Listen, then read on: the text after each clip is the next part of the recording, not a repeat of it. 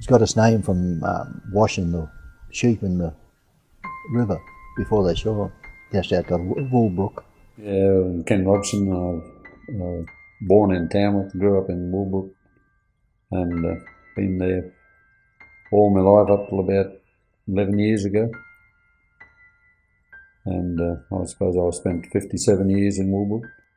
John McLaren, and I grew up in Sydney but came here when I left Ag College,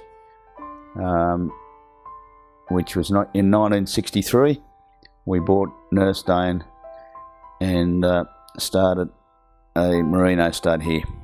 I'm Don Scott and I live at Woolbrook, or just out of Woolbrook, yeah. Been here all my life, haven't moved away from here. Went to school in Woolbrook, and then I was a grazier after that, and then I did quite a bit of shearing. When I was a youngster, I used to trap a lot of rabbits. I think the biggest change probably been fertiliser. The land's improved a lot since they've started to super it. I don't think it's changed much, except on the lighter soils here, which are granite soils. We've tried to get the fertility up a bit so that it'll grow more grass, and we use quite a lot of chook manure now, which is very beneficial to the soil, and it certainly helps the soil structure, and I think that has been a big plus for our pastures here. Probably soil erosion's played the biggest part on it. Clearing of the timber away from the watercourses is probably, plus wet years when the ground gets all boggy and it's only granite country and you get a big downpour, it just washes. There's not much you can do about that, that's just nature. At the moment we're going through a pretty hard dry time, and we certainly need a bit more of that rain.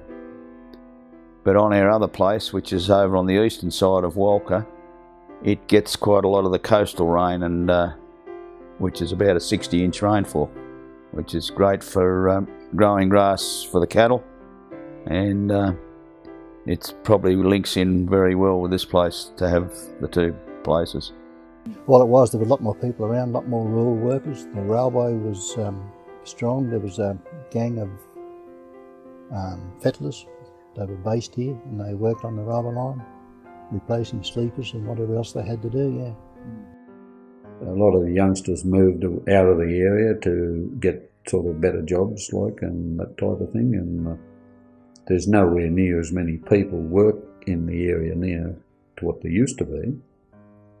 See, when the sawmill was operating, there'd have been 4 or 5 people involved in that, at least. The timber run out in the finish, and I think the freight to get it here, plus the cost of wages, everything just beat them all, yeah. It started as a diesel-powered mill, and then it became electric. You know, there were people working in the general store and all these other places, and then there'd be offshoots attached to that. So you know, it's nothing like the community that it used to be. Yeah, when I was at school, there was about 60 odd at school there. And then when my daughters went to school, it was down to 7 there for a while. I don't know what's there now, but it has been up to over 100. And it's still a school, it's still here, where a lot of other little schools is closed down. There is a bus run to Walker, it's only a primary school. The high school go to Walker. And I think on the whole, the Woolbrook community has changed a lot because of places being sold, and it, you know, a lot of other people coming in that has probably changed the whole Woolbrook community, really. Well, probably a threat would be the people who's looking after it or own it. If they let it get out of control, yeah, it could be, or overstock it. But this is not farming country. If you probably over farm it away from the river flats, it'll deteriorate. The changes there probably are related a lot to transport. Like people, they used to have a lot of dances. There's no dances much about in those small halls now. Transport's very easy to go into a club and whatnot, where you've got all the facilities, and that's done away with a lot of that. Growing up in Woolbrook was pretty quiet. We only got to town probably once a month. Yeah, people didn't travel as much, I don't think. Like, there was a baker shop and another produce store, grocery store, the garage, and they say the sawmill. Yeah. We've had a few problems with St John's Wort along the river. It's a pretty bad one. Blackberries, we've had to spend a fair bit of money on blackberries over the years, trying to keep them down. I think St John's Wort would be one of the bigger concerns in that area as far as pest is concerned, you know. I think it's a major problem. Will remain so. I can't see how they can get rid of it. They probably haven't changed much. It depends on the landholder really keeps them at bay or lets them get away on him. Or, yeah. But the chemicals about now, it's not hard to control the weeds. If the country's suitable to get over and get a tractor on or whatever. Or you can do it by helicopter if you got the money. Yeah, I think probably weeds are one of the biggest worries in this country, because it's such a big cost to get rid of them. And the other danger is that we don't overstock, and I think we're pretty careful about that. And the other thing is that we run good stock, and I think the boys are very keen on that. And in a time like this where it's getting pretty tough to find any grass for the stock, we've got to, get in there and feed the sheep and the cattle, and that costs a lot of money these days. The river hasn't altered a lot, but I believe it will if they ever take the willow trees off it, like they wanted to in one point in time. It'll be a lot worse because it'll wash a lot more. It's granite country, and all the banks will wash away if they do that. Well, I think with the erosion, the river is not as deep as it used to be. A lot of holes are filled up with sand, and there's not the body of water held in the river what was there. It still runs well, and there's still heaps of water there, but no, I don't think it's quite as big a river as it was.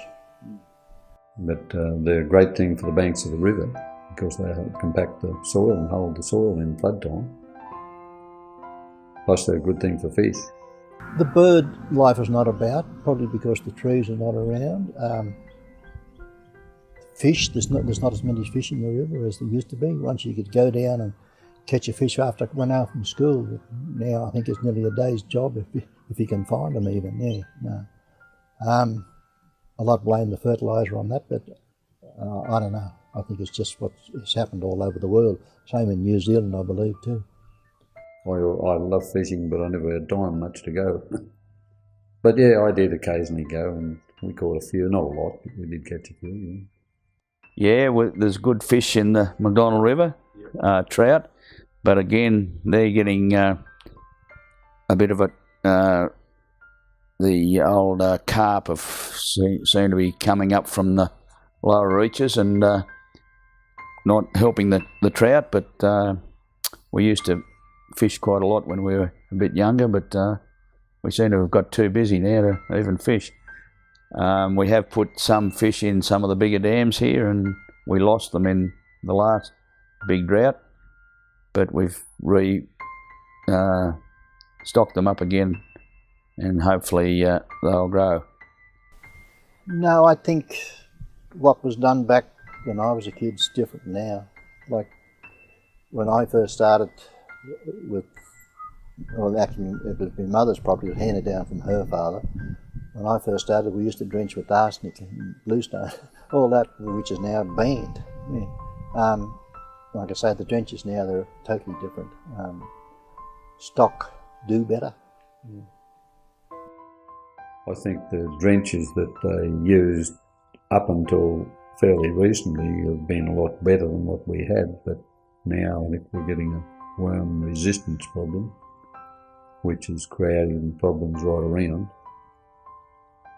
And some of the new drenches they've bought out are that expensive for people not going to be able to afford to use them. So They've got to watch that a little bit. Well, I think you got to work as a community rather than fight with all your neighbours. Better to be friends with them, yeah, and help one another. Only way it will survive is by community effort. So I come out here and work instead. I should do more for the community, I think, but having the love for the sheep and the land, I suppose, it makes you hang on to it as long as you can. Well, I think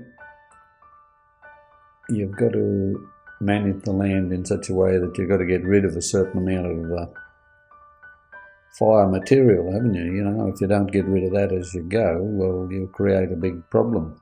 Like when you do get a fire, it becomes a lot greater. Another problem they've got with the fire, in my opinion, is years ago they used to get a lot of fires down the railway line with the steam train used to set fires as it come up the mountain, and we used to have to fight a lot of those. And the way they fought them years ago is every person that went in, they got a bag or a bush or something and just got into it, and as the extras come along, it just snowballed, and in no time they had it out. Whereas now it seems to me that there's too much red tape and they've got to go through all the rubbish under the sun before they get going. They let it get going too much before they start on it. And that's what creates a lot of bigger fires, in my opinion. Yeah, I'm a bit mixed up about mining myself, especially when I find we can't get labour these days, and that's a little bit to do with all the young blokes going to the mines, chasing the money, because they certainly get paid a lot better than we can pay them. But yeah, there's a bit of talk about some of our bottom country could be in line for mining, so we've just got to, watch that a bit. I think there's other interests somewhere else. There's not a lot interested in the land environment. They look for it's a whole different ball game now. Like we used to go rabbit shooting and spotlighting of a night time. They don't seem to do that anymore. Probably the attraction's not there at all. There's other attractions. Everyone's got a mobile phone and texting one another all the time now. They don't seem to talk to one another, really person to person. Yeah. And I think they're trying to do the right thing clearing-wise, that if you over-clear certain areas you will get wash and whatnot, but I think people are very conscious of that today, probably more so than they used to be. The young people of today, obviously they've got more modern ideas, and in some cases they're definitely better, but in other cases you wonder. Well, I think this dry time we've had, it's been pretty hard, but I mean we've had them before, so a lot of people say, well, it's this climate change, but when you look back through 100 years of records, you can see plenty of times it's been just as dry. So we hope it's not the climate change. Changes. It's got better over the years, yeah. I don't know if we're heading in the right direction now. We tend to be probably demanding too much from the land, overstocking it and whatever. Yeah. Oh yes, there's plenty of wildlife there. No, there's not as many rabbits as there used to be. It used to be literally crawling with rabbits years ago, but there'd be just as many roos and that type of thing there, foxes and all that sort of thing. I think there's just as many as there were. Yeah, I think the young people are probably well ahead of us and our old ideas, but I think that's just this day and age, and they're right on the ball. I think probably more so than we ever were.